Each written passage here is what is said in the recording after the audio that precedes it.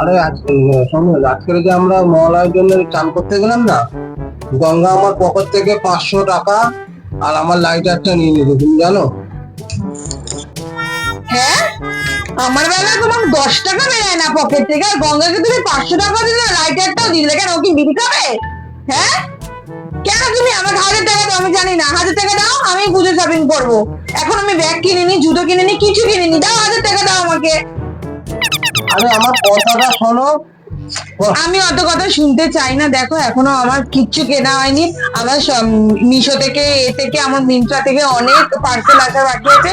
তুমি টাকাগুলো দাও। তুমি যদি লোকের মেয়েকে টাকা দিতে পারো, তোমার নিজের বউ তো আমি, বলো, নিজের বউ তো।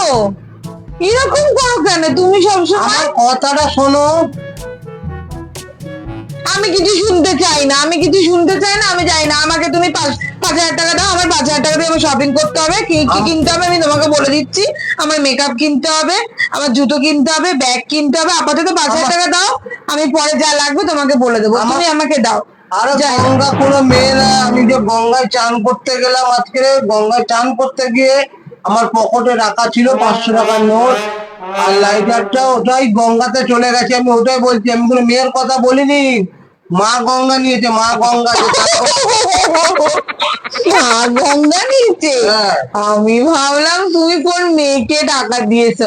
তা হলো, দেখো আমি অনেক শপিং এর অর্ডার করেছি, দিও প্লিজ প্লিজ। হ্যাঁ, যা গঙ্গা থেকে ডুব মেরে নিয়ে 500 টাকা।